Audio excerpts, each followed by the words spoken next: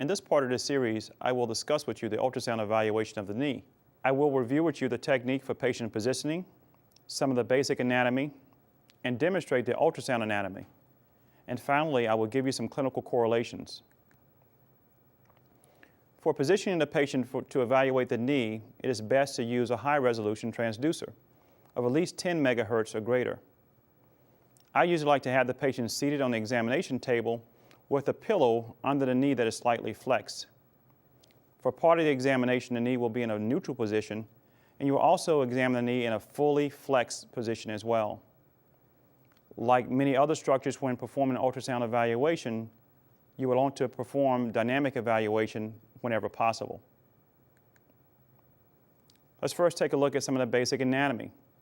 In this image, which is from the anterior portion of the knee, you see the major muscle and tendon structures. The lateral surface of the knee, you have the vastus lateralis. Next to that, you have the rectus femoris. And on the medial surface, you have the vastus medialis. You can also see just above the patella, you have the quadriceps tendon, and below the patella, you have the patella tendon or the patella ligament. If the model is rotated medially, you can see in greater detail the vastus medialis and several other tendinous structures. For example, here you see the medial collateral ligament. You can also see the patella ligament. Underneath the patella ligament, you can visualize the fat pad. And in some patients, you might also be able to visualize the menisci. On the lateral aspect of the knee, you can see the large iliotibial band, as well as the vastus lateralis. In some patients, you may be able to visualize the lateral collateral ligament, as well as the lateral menisci. The posterior aspect of the knee is also critical to image with the ultrasound. In this area, one can identify Baker's cyst and also several other important structures, such as the popliteal artery and the popliteal vein.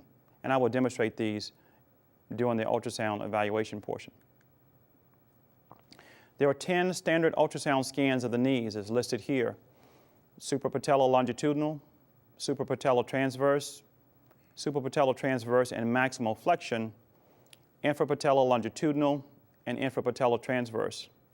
We will then move over to the medial aspect of the knee to look at the medial longitudinal scan, and then go to the lateral side to look at the lateral longitudinal scan. And then go into the posterior aspect of the knee, looking at the posterior medial and posterior lateral scans, as well as the transverse scan in the posterior position. So let's now take a look at some of the ultrasound images. So as we evaluate the knee with the ultrasound, I like to have the patient seated on the examination table with the knee slightly flexed. I also find it helpful to have a small pillow to elevate the knee. We will also show you the pillow will be removed when we want to put the knee into deep flexion to look at particularly the femoral condyles. So with the Logiq machine here, I have chosen the 12L probe, and I will have it setting usually at a 10 megahertz or 12 megahertz to identify the knees. In some patients, you might have to go to a lower frequency if they have a larger diameter muscle and other tissue surrounding the knee. So for the first scan, we will look at the suprapatellar longitudinal scan. One of the easiest ways to orient yourself is to palpate the patella and go just above that, which will be where the area of the quadriceps tendon. So again, I will first review with you the settings on the machines. I have a 10 megahertz frequency, and then I have my depth of about focal points of 1 centimeter, which I will adjust as we follow along. Always you want to focus in on your bony structures. And the bony structure that we have here is going to be the femur, and you begin to get into just a portion of here where the patella is. And I will scan back and forth in an area. So just to point out some critical structures here, this is a quadriceps tendon. As it comes down and goes to insert distally on the proximal portion of the patella in that region there. There are several different bursal collections surrounding the knee, and you may even see some fluid in normal individuals like we see here. So again, here is a quadriceps tendon, and I'm going to focus back and forth on that to make sure I can identify all the different strands and fibrils of the tendon. Underneath that, you're going to have a small amount of fluid here, which is normal physiologic fluid that might be seen. One of the other ways we can tell that is a fluid collection. If I compress that area, we can actually displace the fluid. So again, quadriceps tendon, the femur, the patella. Underneath this area too, you can begin to see just the portions of some of the fat pad that goes into the knee. For the next scan of the knee, we will actually look at the transverse orientation of the suprapatellar region. Again, with the transducer here, the 12L, you have the notch that guides you, and I like to keep that either proximal or medial. So I'm just going to rotate that area 90 degrees, and what we will begin to see is the tendon fibers and nice cross-section here. So here's the quadriceps tendon in cross-section, and we will be able to go down and pick up that little area where we saw a pocket of fluid right in this area just above the femur. For the next scan, we will look at the suprapatellar transverse and maximal flexion. So in this case, I'm going to have the model to take the pillow out and hold that for me. And we're going to bend the knee back as much as we can. And I want you to see what happens to the image here. What you're looking at in cross-section is an image of the femoral condyles and the articular cartilage surrounding that area. And we're going to scan both laterally and medially to pick up all the different areas. I'm looking for irregularities of the bone and also looking for any signs of any cartilage narrowing or joint space narrowing that also might represent osteoarthritis. I will show you later in patients with gout, this will be an area to look for uric acid deposition in the articular cartilage. So these are the cross-sections of the muscles making up the quadriceps muscles, the articular cartilage, and the femoral condyles. Let's next move to the infrapatellar region of the knee. I will have the pillow placed back again.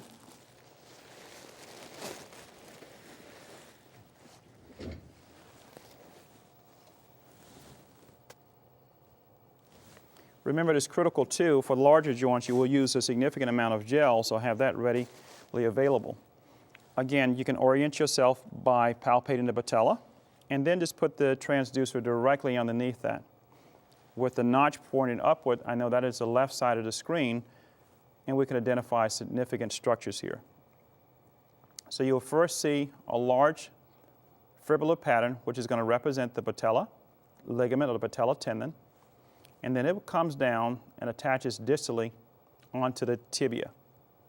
So if we follow that back up, we will see two hyperechoic bony structures. The first here is going to be the patella, which represents this portion of the transducer.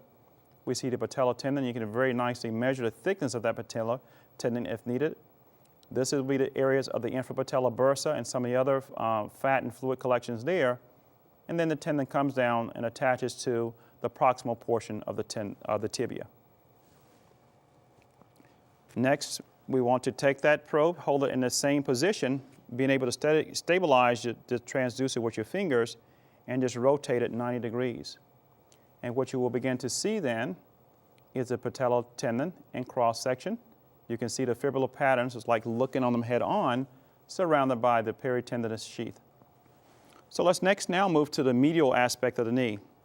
This is one of my favorite sites of the knee because this is the area that I'm able to do most of my needle guidance when talking about administering viscosupplementation or corticosteroids to patients with inflammatory disease. I again like to use the patella to orient myself. So I first have patients, people to scan on the patella ligament.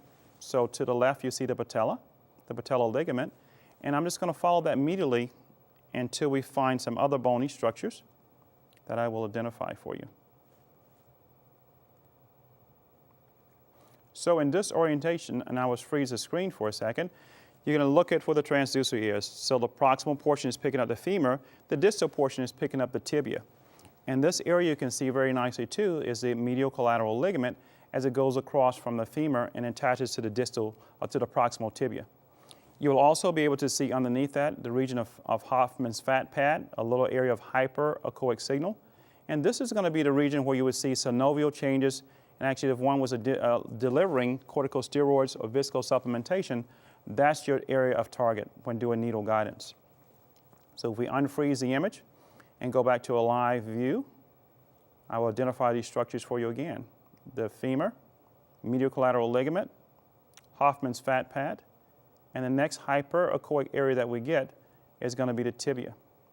Again, this is a very nice image because if you take an anatomy book and put it right by this image, you can identify all of those structures.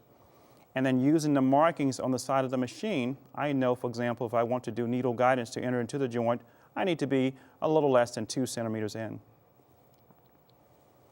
to be sure that you are working and actually looking at the knee and looking at structures, you actually do some articulations. You can actually see the femur move. And if there's any loose bodies in those areas, you can identify those as well. In some patients, you are also able to look at the menisci. I prefer in those cases, if you're worried about a meniscal tear, particularly if a patient might be having surgery, the MRI would be a better option. The ultrasound would not give you any advantage over doing an MRI in those patients. Let's next go to the lateral side of the knee and do a similar type of exam. Again, remembering your orientation, the notch of the probe should be proximal or medial at all times. I like to start on the patella. You identify the patella here with the patella ligament, and then we're just going to move slightly lateral.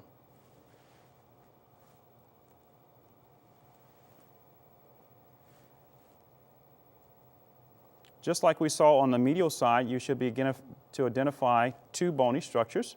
The first is going to be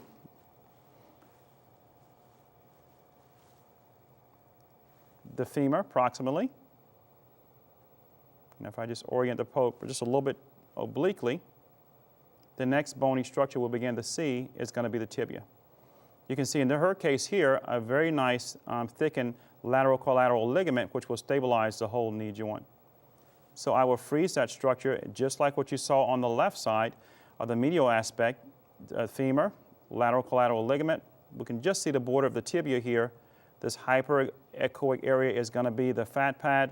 This is the area that you're going to be able to see the synovium in the joint space. Remember, in normal individuals, the synovium is only 1 to 2 cell layers thick, so you will not be able to see anything on a normal individual. It's only in diseases where you'll be able to identify synovial thickening, which you can readily measure using the features of the machine. For the last 3 scans of the knees, we will look at the postural aspect. In this case, we have the patient who is now lying prone on her abdomen, and we will look at mainly focus on the popliteal fossa. In all practical purposes, from a musculoskeletal standpoint, our major points of interest are going to be Baker's cyst.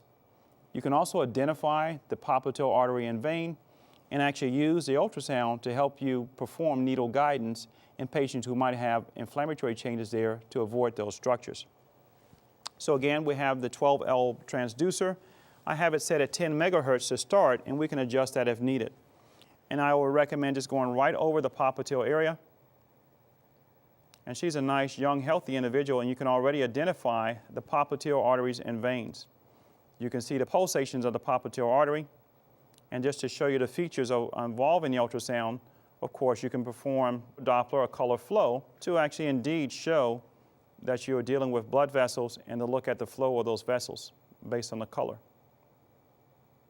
One thing I like to caution, particularly if people are performing musculoskeletal ultrasound, we should not be performing ultrasounds involving the veins and blood vessels of the popliteal area, as people will want to do to look at for deep vein thrombosis.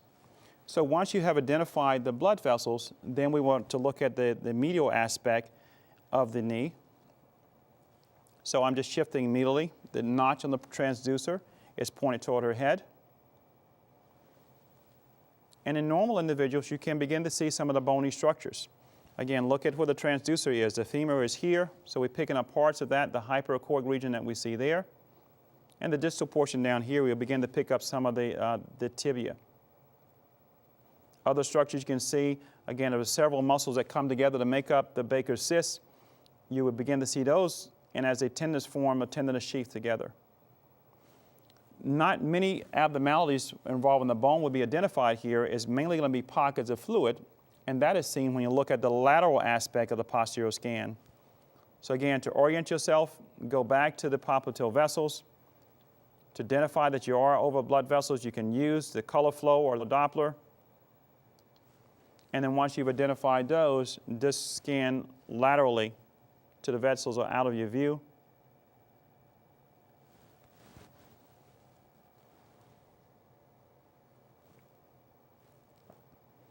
And like on the medial aspect, where you see portions of the femur, you actually see in her some of the joint space, and then as we go down and to look into the tibia.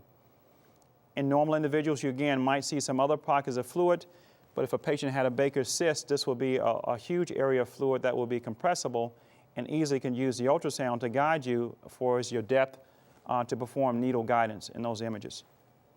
In some patients with a large Baker's cyst, I find it useful to have the patient to stand, and that fluid becomes dependent, and it makes it easy to pick it up.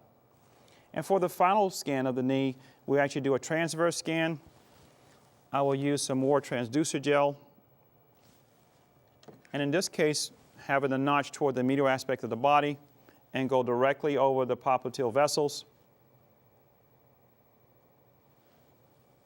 and identify some of your structures here. You're going to pick up the femur. You see the popliteal artery and vein and cross sections.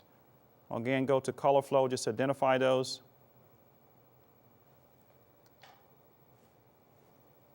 And where you would see if there's any changes of a Baker's cyst, where the semimembranosus and the semitendinosus muscles come together, and this region is where you begin to see those changes. So finally, let me give you a few clinical correlations. As with other structures, when using the ultrasound, you may identify synovitis, areas of effusions, and also the tendons and ligaments involving the knee. The ultrasound is very useful to pick up tears, even small tears involving some of the larger tendon structures of the knee. I've already showed you cases where you have bursitis and even pick up normal amounts of bursal fluid in normal individuals. Bony pathology such as bone erosions and also osteophytes in patients with osteoarthritis are easily identified on the ultrasound, as well as calcifications and crystal deposition.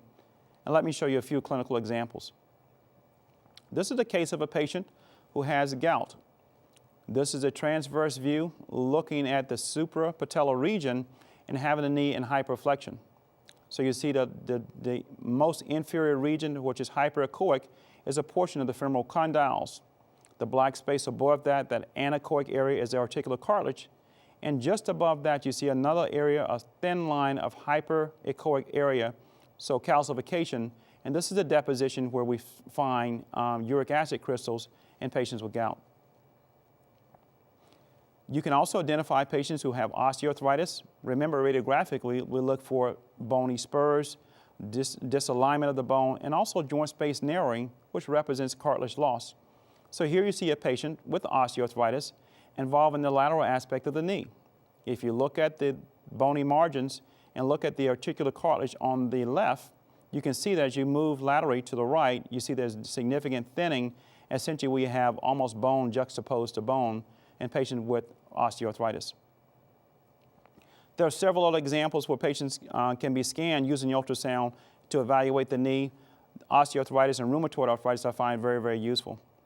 The take-home message when scanning the knee, I think, is also patient positioning, using the right transducer, having your depth set at the correct point, and actually doing a dynamic examination when available.